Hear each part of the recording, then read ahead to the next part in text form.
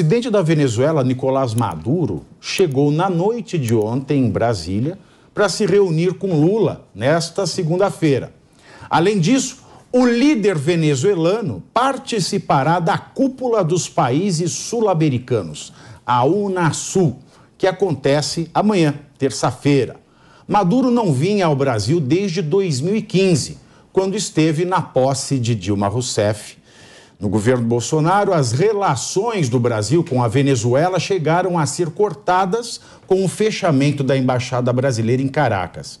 No final do ano passado, Bolsonaro derrubou a portaria que proibia a presença de Maduro no país. E aí, Bruno, você sabe que essa vinda, né, do Maduro, que seria para participar de um retiro, né, um retiro informal, igual vai lá, vem aqui, relax, né, o espado torto, né, se transformou em visita oficial de chefe de Estado. Era uma coisa, virou surpresa. Né, chefe de Estado.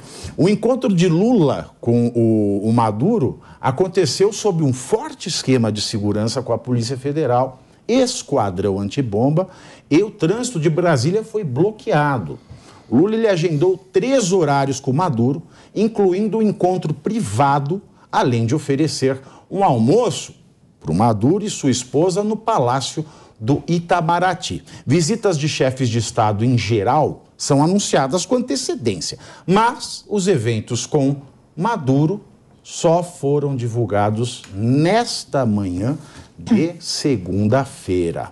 Bom, para encontrar o Zelensky no hotel não tem hora. Agora com Maduro lembra aquela música do Daniel? Qualquer dia, qualquer hora, a gente se encontra. E aí, Bruno, você que esteve em Caracas, na Venezuela, recentemente, o que você está achando desta visita íntima?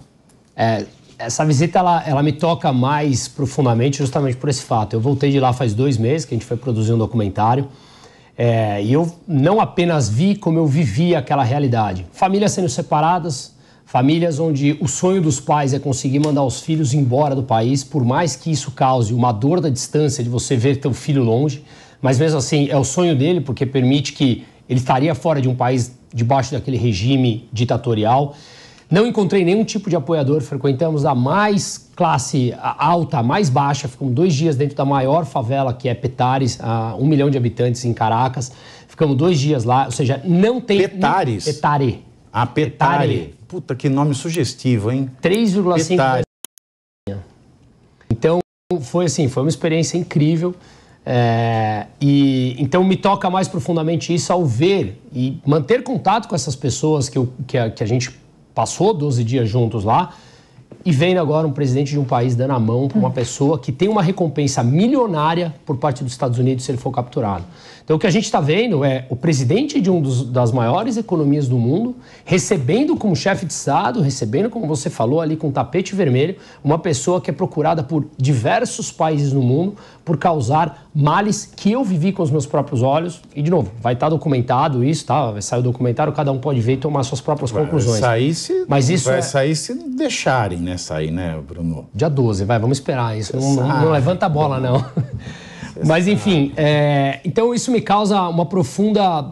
É um mix de tristeza, um mix de raiva que dá, porque como é que você recebe uma pessoa dessa num país desse? Agora... Que acaba com as liberdades de todo um país. Só um dado interessante, desde esse regime, depois que eles passaram ali por um profundo período de escassez de 2014 a 2018, a população da Venezuela era 35 milhões, tá? Fugiram 7 milhões e meio de habitantes. Nós estamos falando de 20% de uma população que hoje, 92%, está abaixo da linha da miséria, por conta de um regime... Foram os fascistas que fugiram? Sempre eles, né? É isso, né? Sempre eles. E quantos morreram por conta disso? Não sei, esse número não é oficial. É óbvio que não tem esse número, né? Não, mas mesmo, digamos, não oficial, porque lá é muito parecido com o Brasil. Ele vacinou todo mundo? Demorou, não, né? Demorou. Lá, pelos que eles me falaram, foi extremamente rigoroso o lockdown, porque não tinha vacina. Morreu muita gente. Morreu muita gente. Tá, agora... Mas é uma economia totalmente informal. Muita gente dentro da favela, muita gente sem registro. Então é difícil você ter acesso aos números, ainda mais num governo desse, que os números oficiais são assim. Você vai não acredita no número do... Eu sou muito... Você está muito fascistão. O Holliday. Agora, esse genocida ele gosta. Tem genocida do bem e genocida do mal, é isso? Olha, nós criamos agora também a figura do genocídio do bem. Tem o ódio do bem, né? Aqui tem a prisão do bem. Tudo depende de quem está envolvido. Exato, tem o racismo do bem, agora tem o genocídio do bem. O Maduro é um genocida do bem? Olha, essa visita do Maduro eu vejo como duas consequências gravíssimas. Uma humanitária, uma diplomática. A humanitária é pelo seguinte: esse governo, antes de ser governo, falou muito em defesa da democracia e em defesa dos direitos humanos. Pois bem, o Observatório dos Direitos Humanos diz que a Venezuela tem hoje pouco mais de 240 presos políticos. Desses 240 presos políticos, a maior parte deles, segundo o mesmo observatório, são torturados quase que diariamente, com choques elétricos, com violência sexual e com simulação de afogamento. Este apoio está vindo de um governo que se diz contra todo tipo de ditadura, que renega todo tipo de tortura, mas que na Venezuela fecha os olhos para esse tipo de coisa. Não só isso, mais de 15 mil pessoas chegaram a ser presas na Venezuela simplesmente por protestarem contra o governo. Não existe liberdade na Venezuela. Este é o ponto humanitário. O segundo é o seguinte: já faz tempo que desde que Lula reassumiu a presidência da República, nós estamos caminhando cada vez mais para longe das grandes democracias do mundo. No caso da guerra da Ucrânia e da Rússia, o Brasil foi colocado contra a União Europeia e contra os Estados Unidos. Agora, neste caso, nós estamos recebendo um chefe de Estado reconhecido como um ditador pela maior parte das democracias do mundo e que os Estados Unidos, por meio do seu Departamento de Estado, está oferecendo mais de 15 milhões de dólares pela sua captura. Em outras palavras, nós estamos recebendo um criminoso internacional cuja sua captura vale, na maior democracia do planeta, 15 milhões de dólares. E o nosso dinheiro, dinheiro das Forças Armadas, da Polícia Federal, do Esquadrão Antibombas, de toda a polícia do país, está sendo utilizado para proteger o sujeito assumidamente criminoso, que mantém centenas de pessoas presas, passando fome, sofrendo choques e sendo estupradas. E o presidente da República não só não condena, como ainda protege o agressor. Não é só hipocrisia, é desumanidade. E acaba sendo uma vergonha para a história do país e uma vergonha internacional que nós estejamos recebendo essa visita aqui hoje.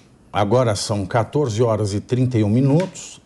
Sugiro que você tome uma água. Vou tomar. Tá? Toma uma água aí, porque haja coração, né? Haja coração. Agora, Deise, politicamente, né? O Fernando Holliday mencionou a questão dos Estados Unidos. O Biden, que tá a cara do Valdir Soriano, toda vez que ele aparece com aquele óculos de aviador, né? Ele começou com a pegada do não petróleo, né? O governo dele. Não, uma matriz poluente, que aconteceu, precisa de petróleo. Mas agora ele está comprando petróleo da Venezuela. E aí, ele quer prender o Maduro, o coiso é tudo, né? O Maduro, mas ele está dando sobrevida ao próprio Maduro comprando petróleo da Venezuela. Dá para entender? Não. Olha, Pavinato, eu vou reiterar o que eu falei hoje pela manhã numa conversa com jornalistas em relação a essa história do Maduro. Não se toca tambor para maluco dançar. Então, a partir do momento que o Lula recebe um ditador aqui no Brasil, agora há pouco eu acho que ele falou que os adversários vão ter que pedir desculpas às sanções que impuseram à Venezuela, né? Ele falou isso agora há pouco, colocando o Ocidente e aqueles que justamente impuseram essas sanções a um regime ditatorial como se fossem os criminosos, né? Mas isso me parece... vai de novo contra tudo aquilo que o Lula falou durante a campanha eleitoral. E vale lembrar que ele se elegeu muito na esteira da democracia, dizendo que ele era o lado democrático e que o opositor dele era o lado antidemocrático, né? Então, tudo que o presidente tem feito desde que ele assumiu o mandato dele me parece ser muito contra o discurso dele ou contra os antigos ideais. Eu não sei se alguma vez o PT teve esse tipo de ideal, mas receber um ditador, para mim, não há justificativa que chegue, né? Então, Eu vi alguns jornalistas, alguns colegas meus defendendo que ele, como chefe de Estado, ele tem que receber qualquer chefe de Estado que chegue no país. Mas não um ditador, né, gente? Aí o ditador acho que não tem desculpa que chegue a tempo. É um tapa na cara do cidadão de bem, né? É um tapa na cara, não se justifica. O Nicoli, você lembra daquela famosa entrevista que o Lula deu para Playboy em 79? Né? Tem uma das respostas, né, que o Lula diz o seguinte, ele diz que ele até admira o Hitler porque ele tem aquela coisa, Hitler tem aquela coisa que ele admira num homem. A frase foi essa. Eu estou tentando pegar o trecho exato, mas ele falou isso naquela entrevista da Playboy de 79, que é icônica, né, aliás. Você acha que ele mostra isso quando ele recebe o Maduro com pompas e salamaleques ou é a ocasião? É a ocasião, né? Os alemães chamam isso de Realpolitik, né? Que é a arte da política, da hipocrisia mesmo, né? Então você transforma regimes totalmente opostos ao nosso, por exemplo, aos americanos, em amigos, né? Os americanos também tem alianças históricas com a Arábia Saudita, que é um país que limita a liberdade das mulheres, também desrespeita os direitos humanos. Durante a ditadura militar, o Brasil foi o primeiro a reconhecer a independência da Angola, sendo que a independência tinha sido feita por socialistas, né? Então, vejam que no mundo diplomático, político, a hipocrisia que reina, né? Então, tudo conforme interesse econômico. E o Lula faz jus exatamente a essa figura, né? Num dia discute com Biden, no outro com Putin, em algum dia, frequenta meios empresariais, no outro do sem terra.